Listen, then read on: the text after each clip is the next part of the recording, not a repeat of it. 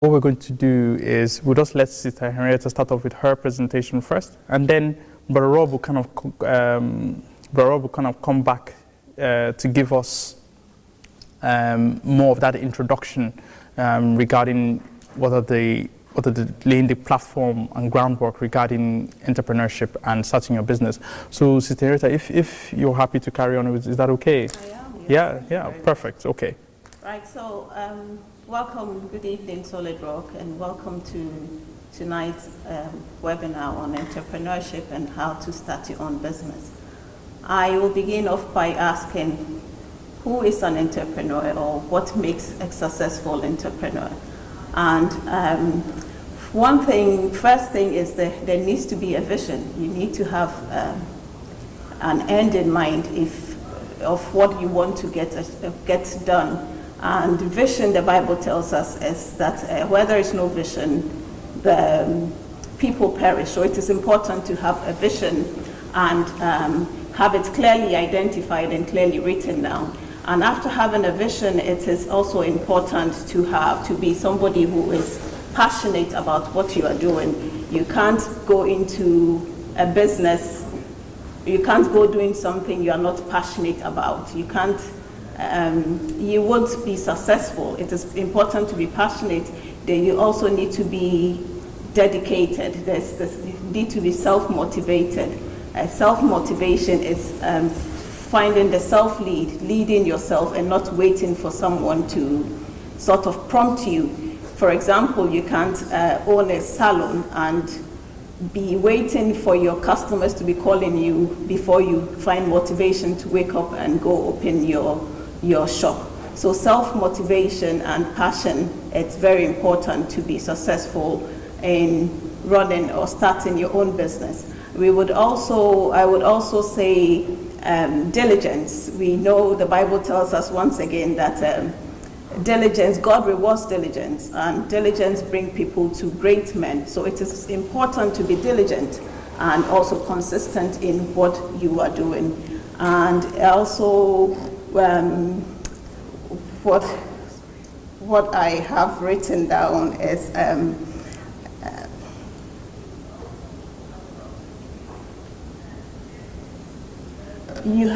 entrepreneurship comes with some form of risk taking. If you are somebody who is afraid or uncomfortable taking risk, then it will be difficult to start off with and become successful. So that you have to be somebody who is comfortable with taking some form of risk and also be a go-getter. You have to go for what you want and be adaptable. Adaptability talks about being flexible, being able to learn, be able to even unlearn what you know and learn new things. We all know that we live in an environment, a business environment, where things are, in a world, in fact, where things are changing all the time. So the ability to learn what you know and learn new things would make for a successful business starter. And also having flexibility and not being set in a particular mindset and not being ready to learn new things. On top of that, there is the need for a potential entrepreneur to be creative. Creativity is bringing a unique idea or a unique way of problem solving. The Bible says creativity is what we reflect in Him. So it is important for us I say us because I see myself as an entrepreneur. It is important for whoever is thinking of starting their own business to have a creativity or a creative mindset. We would go on and also look at we have identified some of the things that, some of the desirable traits that makes for a good entrepreneur or a successful business person. What are you going to offer? If you are thinking of starting your own business, it is important to first ask yourself or even identify what you are going to bring to the market that will meet a particular need. Is it a product you are bringing? Is it a service? Is it a technology? Or is it even an idea or a procedure, a way of doing something? It is important to know these things before you set off and open your business. Thinking of that as well, it is also important to ask or determine, are you going to run your business in a physical location, in a shop? We call that bricks and mortar. Are you going to do that from a shop? Is it going to be an online business? Is it going to be a combination of both?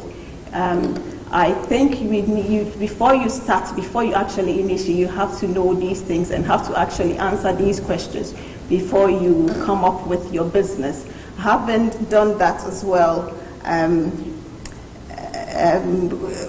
location is important. Where do you set up your business? Are you looking at serving a local community? Are you looking at building something that will be national or perhaps going international? You have to, from the onset, know it comes with a vision. If you identify your vision clearly, it will direct you to answer these questions. Having identified your answered that question, you have to ask or find out who are your target market, which people are going to be your customers. For example, you're thinking of coming back to the hair. If you're thinking of setting up a hair salon, you have to ask which people are going to be my customers. Are they going to be women or men and women? Is it going to be, for example, if you're looking at a hair salon for African women, are you in a particular location? You have to ask yourself, these women, what are their demographics? Are they working women? Are they students? Are they women with children? All these things are important to know. And also having identified these people, you have to, conduct a market survey. Find out from your customers what are their particular needs. And a very useful place to start off with is the Central Statistics Office in Ireland. In the UK, I know it has to be Ireland. You won't start off in the UK. If it's you're thinking of doing something online, perhaps, and looking at the UK market because they are nearest. They are nearest. The Office of National Statistics is also a useful place to seek for data and information on your consumers.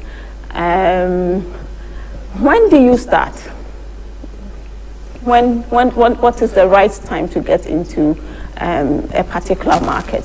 There are several factors will determine when it's the right time to get into the business. It could be due to external forces, things happening externally. For example, COVID. COVID has brought along with its threats a lot of opportunities. And for some people who are thinking of getting into or going into business, COVID and what has happened might be the right time for them to get into business. Things like economic boom creates a lot of opportunities for people to get into business. Having looked at that, you also have to identify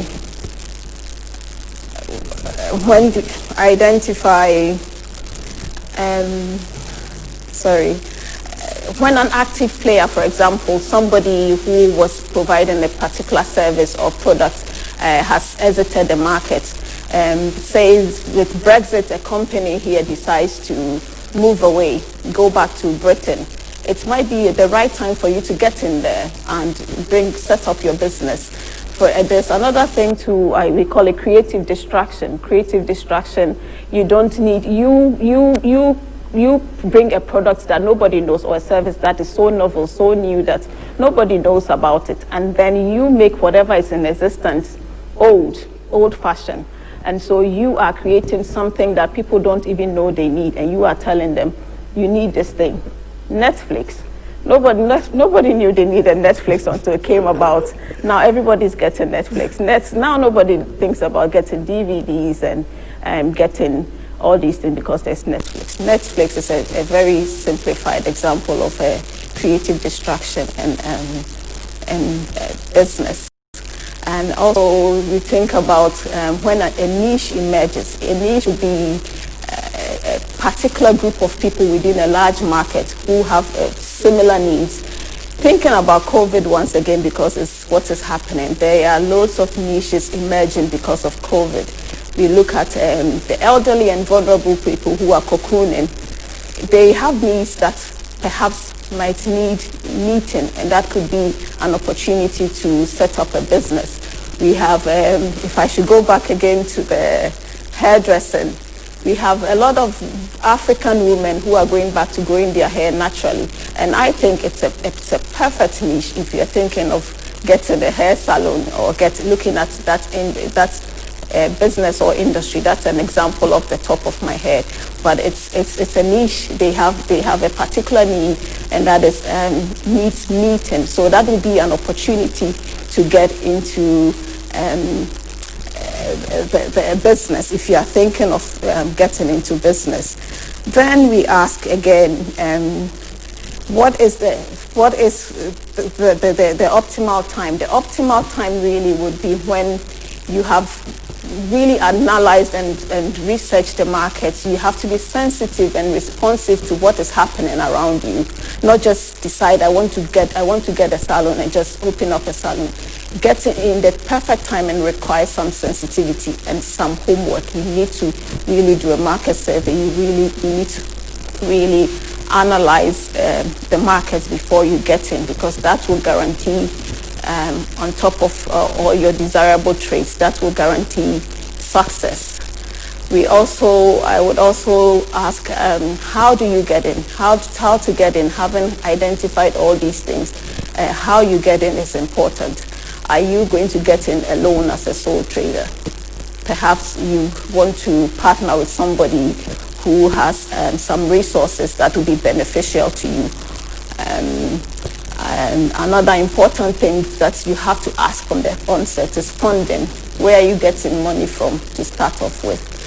And there are several options. You could, if you have savings, depending on the magnitude or depending on the scale of the business you want to set up, you can use your savings. You can borrow money as well from the bank if you are in good credit. You can as well ask family and friends can support you. We have people, you can pitch your idea to investors. They would buy in and support your idea. And also an important source of funding is the state government funding, government grants. I know the local enterprise offices in the various county councils in Ireland would be the right place to go if you are looking at getting some form of state funding, because they support local enterprises and small businesses with funding. Having looked at funding, you also have to look at what is the next thing I have there. It's important to network, seek advice, seek advice from people who have already been there and have done it. They say your network is your net worth. It is really important to do that kind of homework before you jump in. Don't just think because you have the money, you're a go-getter, you go get. It's important to sit down and analyze people who are successful in that industry, what they are doing right, and perhaps learn from them. And also leverage on your skills and your talents. Perhaps we don't use our skills and talents enough. Leverage on them. The knowledge you have acquired from training or education, perhaps you can use them to start off with, and then you can outsource some of your operations as you grow bigger. But start off leveraging. If you have trained previous training on marketing, use that as a leverage. You are very skilled in negotiating or talking. Use those skills and to start off your business.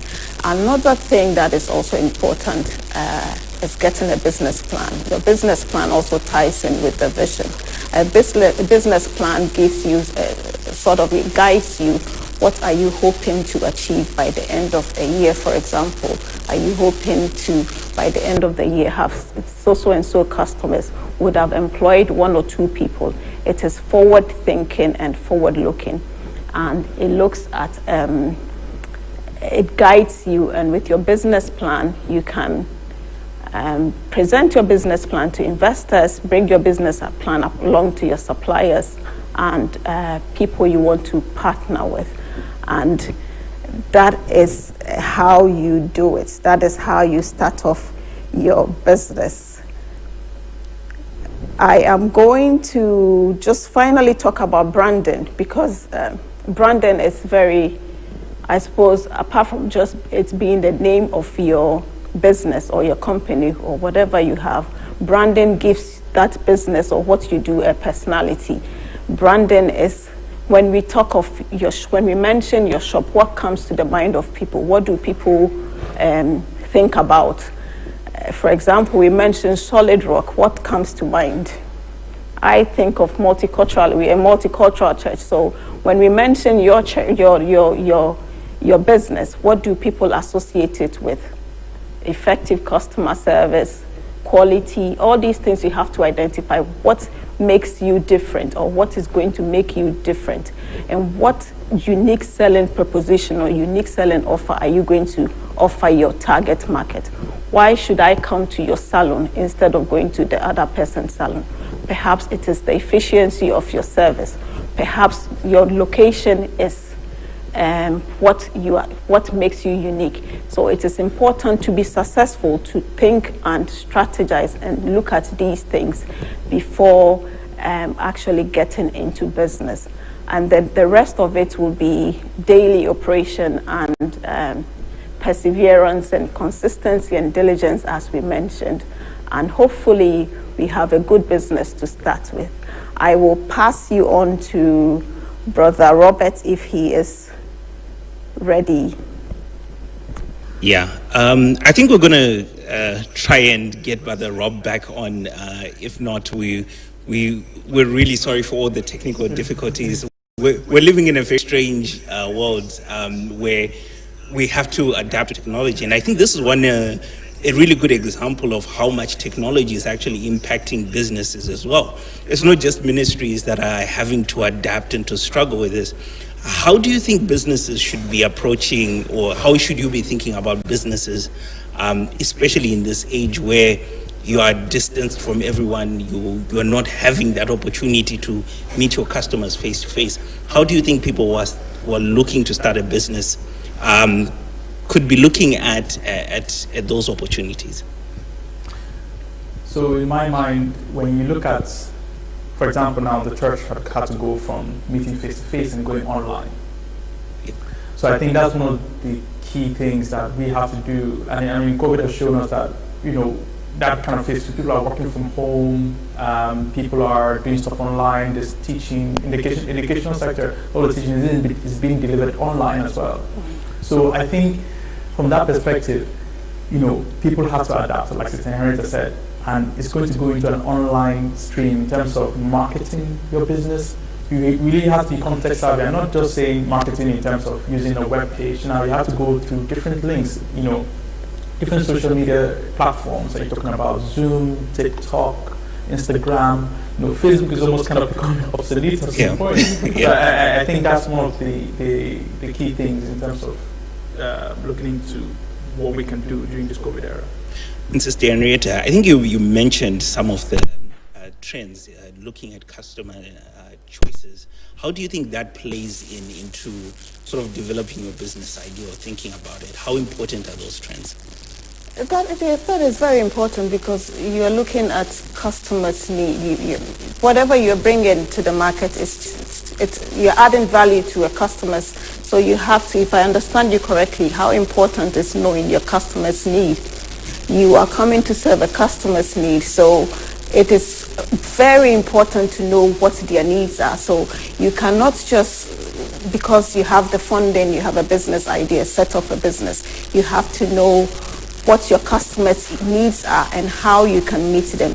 And how you do that is through market survey, or through even looking at trends going on. We look at COVID and you can see straight away that children are staying at home a lot more. So maybe they would need something that is tailored. Even if it's education, they would need education online. They would need something that would meet that need they have. So it's actually looking at what is happening around, or what is happening in the market, and looking at how that would meet a particular need.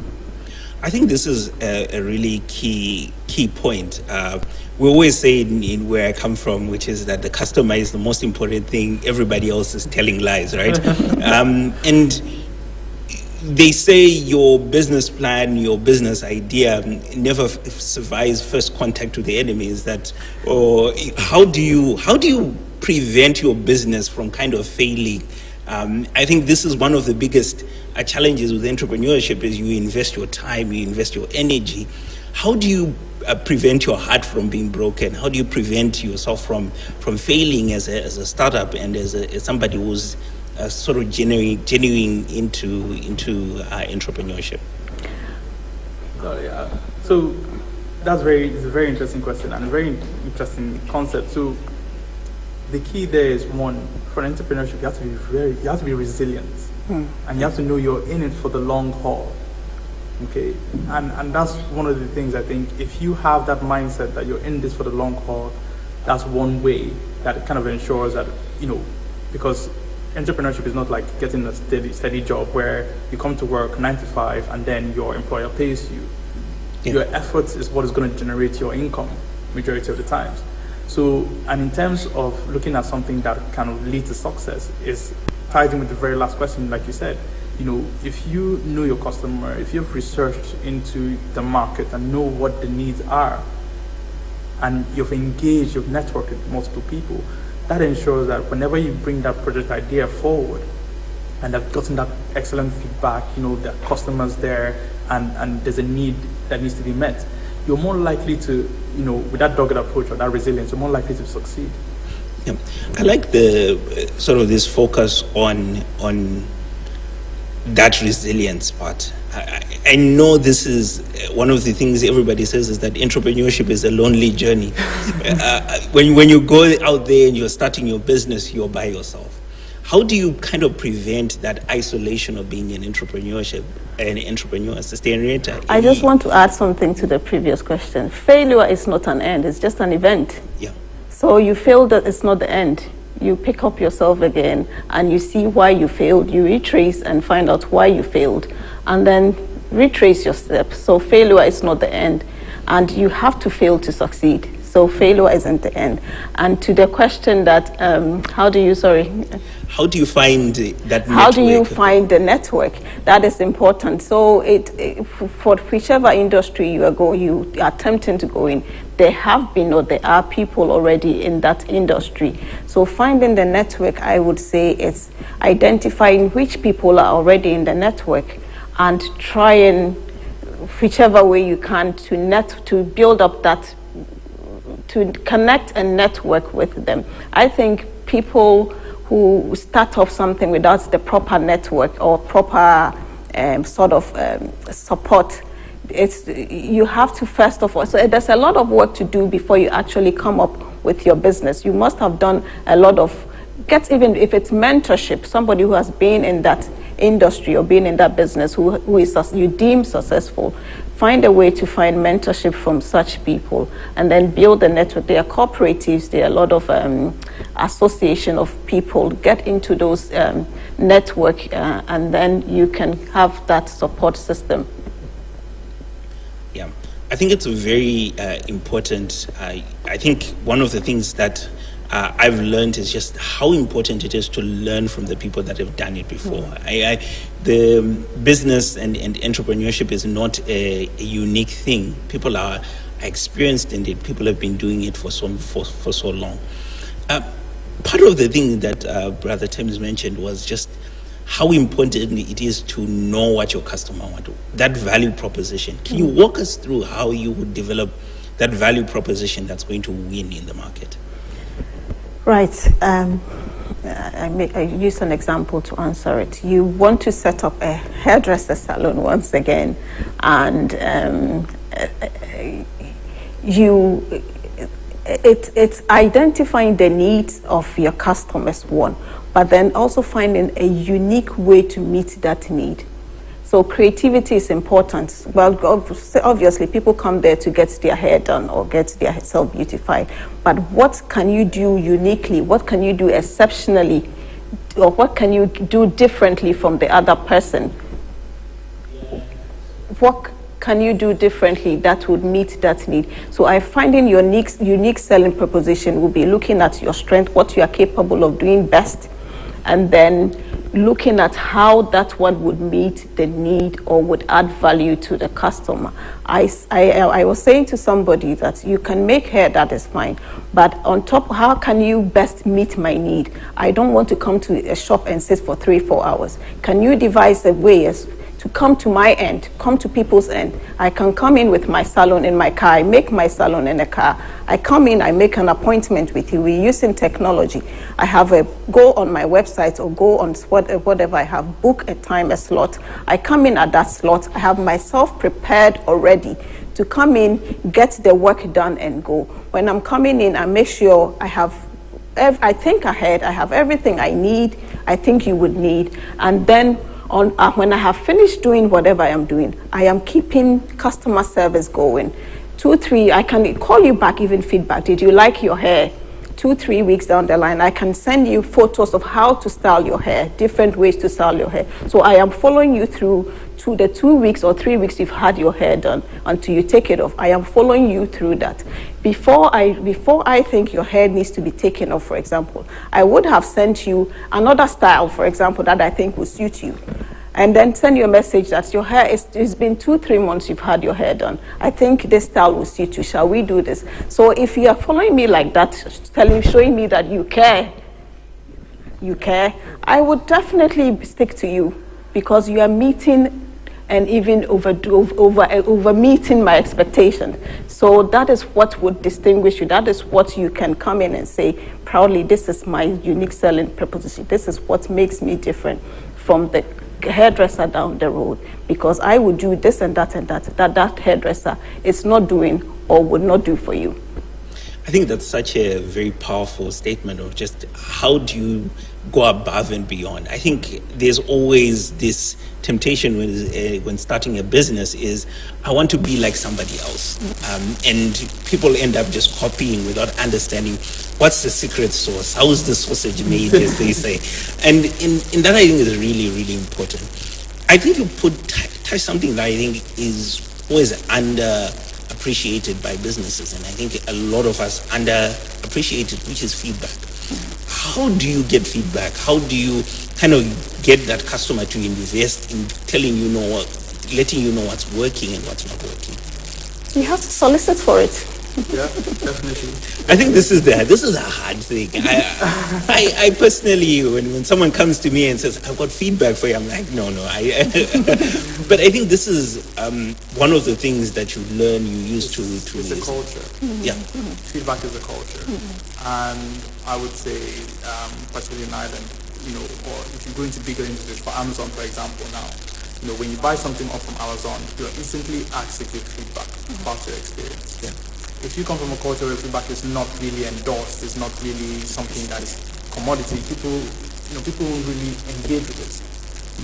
But now feedback is becoming more and more of a thing. And when you get feedback, I know some might be negative, some might be positive, but you take away from it, both negative and positive, on how to improve yourself, how to improve the business. And that's where the generation of those ideas, like the inheritor said, was like, what about, okay, this customer said, her hair was, it was 3 months and nobody has followed her up. Then that feedback can now come back to you and say, okay, you know what, maybe I can start following them maybe instead of every 1 month, I can put them in every 2 months and then see what happens and then see what the feedback shows. And maybe after implementing that, after implementing that small team, positive feedback. And I think for me is the culture thing. And once you start implementing it brings about change, it brings about improvement. So powerful. And also keeping communication going. Don't just do bye-byes and go. Call, follow up, and solicit for it if you need feedback. If it's not given, ask for it. What do you think? Did you like it? So you have to, because you are the one running you know what you want, and you know how you want to meet your customers' needs. So actually go looking for the feedback and make it a thing, a practice. I think that's you brought up something which is always that how do you keep your customers? Retention is what everybody wants to always wants to talk about. How do you, when you're an entrepreneur, make sure that you are not getting customers and they are leaving the next day. How do you improve that process? How do you make sure that people continue to use your business, use your service? A relationship. You have to have a relationship with them. Don't just let them go. So you have the first customer, right? You have to know the customer, know their need. And if it's a database, make a database of this customer. These are the things he buys, or these are the things he likes to get from me. Keep it and look at his purchasing habits, for example, and then make a database of that. And so you are forming a relationship with them. You can predict what they like and then be offering them those things. So they won't go anywhere when you have that relationship with them. So that is key to, Tesco has a relationship with us, with our club card points. Yeah. That is how they know what we like, and they channel their marketing. They give you vouchers to come buy something else because they have formed a relationship with you without you knowing that is what they're doing. And we always hear data is the new oil. Everybody's running for it.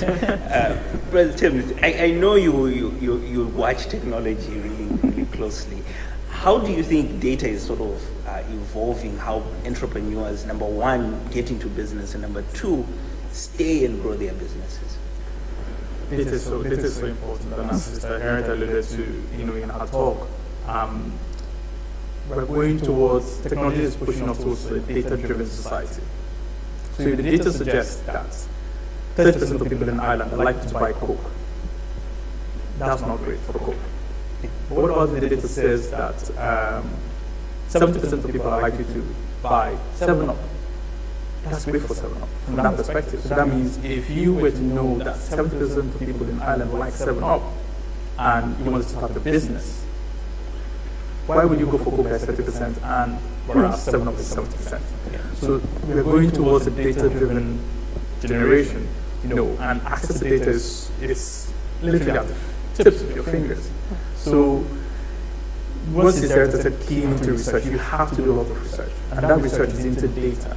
And when you mentioned about the Central Office of Statistics, both here and in the UK, those are important because it's under the Public Information Freedom of Information Act, so you can go and access some of this data. So it's really important. It's I think this is the way the society is going towards, and as an entrepreneur, you have to be current with the times. I find it that back in the days, all you needed to know was how to do one thing, and you are ready to go for business. What do you think, Sister Henrietta, some of the skills that entrepreneurs starting a business today need to have as compared to probably in the last maybe 50 or 60 years? If I can come back to data mining, knowing what is going on, you need to be sensitive to what is going on and responsive to it. And also, if you come back to data, you have to know the customer, you have to know what is happening, what are habits forming and evolving. And so it all comes back to data. You can't go on Google something without tomorrow Google selling it to you in some form or the other. So that is what is happening, and that is how all these companies are marketing or selling their products. So knowing what is happening and knowing how to respond to it, and also knowing who is doing what, it's important going forward, from now and even going forward in any business, in whatever shape or form. You have to know these things, I think. And I think it's a very interesting phase in humanity where we've got all this abundance. But also, what is the role of organizations such as the church in encouraging entrepreneurship? I know this is something that is very close to Solid Rock's heart. And how do you think that organizations like Solid Rock, like all the other churches, can help to foster a culture of entrepreneurship? It's very interesting. And I believe the church does have a role to some extent. But that has to be taken with caution, in that obviously this is the Church of Christ, and we should not, run it in such a way that that the Lord will not be happy with us. So I believe the church does have a role to play in terms of nurturing, and this is part of what we're doing here at Social Enrichment. And Social Enrichment is not you enrich the soul, the mind, but also enrich the body and the knowledge. and that people now have the understanding that entrepreneurship is a possibility. And through this means they're establishing that. And then if there's an idea of funding that the church can provide that kind of ability to start up, that can also be possible. But that is something that has to be really teased out, for churches to do. That it doesn't go to the extreme where it might cause frictions or problems. So that's my take on it. And I also think promoting entrepreneurship should be church business, not church business. It should be something it's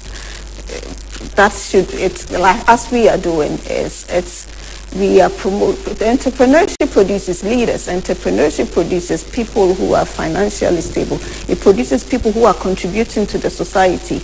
It produces, so as much as we are looking after spiritual aspects and looking after the soul and the spirit, also promoting entrepreneurship or even encouraging or forming these network of people within the church who are supporting and teaching and educating people to start their own business, build up on the talents they have, build up on the ideas they have. It all goes to enriching the body of Christ as the church or the people in the church. So it's a win-win for the church. I love win-wins. My final question, which is always the one that I think a lot of people follow over, is what is the difference between being self-employed and being a business owner? I find it, there's always this debate. Am I self-employed or am I a business owner? What do you think, Sister Henrietta? If you're a business owner, it means you own a business, and so you employ yourself. Okay. That's an interesting one. This is my trick question. I know, I can see the way you're actually looking at me like, let's leave that board. Well, so I probably be very honest with you. So I'm in the medical line, but I've seen my parents, for example. My mom ran a bakery. And there's a really big difference between, owning your own business and just having a regular day job. Yeah. When you own your business, and again, it's about passion. When you're passionate about something and owning your own business, it fosters this kind of thing. You wake up in the morning and you're excited to go do that thing. You're excited to see your business grow. It's almost like a child, or a plant, where you're watering and with the right amount of soil, the right amount of nutrients, you just watch it grow. And that gives you pride, it gives you happiness, it gives you joy. And again, like Stanton said, entrepreneurship builds leaders. It builds people, for example, if you're Christ-like. That seeing that grow, it's the Lord that's giving you those things to help it grow, and then feeding it back into the community, back into the church. And that is what it is, owning your own. That's what I think it is, owning your own business. Like I saw my mom wake up in the morning, sometimes 4 a.m., and she's making that cake, getting that wedding cake ready. She's looking at it when it's done, and then the customers giving her feedback. Oh, madam, that was a beautiful cake. The guests were delighted; they were happy with it, and that's the difference. Whereas if you're doing a 9-to-5 job, yes, in all little things, you still have to give, and work hard, and you're still accountable, and doing what you need to do, because that's where you are, and that's where the Lord has put you in to deliver that service. So entrepreneurship is different from the 9-to-5 job. And also, you said owning your own business and being self-employed. Unless you own a business but you don't run the business. Yeah. Was that a question to catch us out? This was a trick question, because people always ask me, so what's the difference? And I'm like, hey, this is always going to be a packed one, because everybody has got a different interpretation. But I'm so glad that we've managed to have this conversation. Brother Rob couldn't join us, but I'm really happy that we still could explore some of the basics and some of the starting points as we start these conversations around entrepreneurship and how one can actually be able to start a business in this age. Thank you so much, Brother James. Thank you, Sister Henrietta. I think it is been an amazing conversation. Thank you so much for watching. we apologize for the technical difficulties, but I believe that next week when we have another session, or next time we have another session, things are going to be better. We're all adapting to these new realities of being a tech-centered first ministry, which means we need to get more people with more technology skills and more capabilities in order for us to be able to deliver. But thank you so much. May God bless you. Thank you, Sister Henrietta. Thank you, Brother Timms. I just want to add one thing. Entrepreneurship is starting or owning your own business. It's not all so glossy. But what the Bible says is that do not despise the days of small beginnings, because the Lord delights to see the work begin. So do not despise the days of small beginnings in entrepreneurship. God delights to see you start. Amen. Yes, Brother Tim's closing. I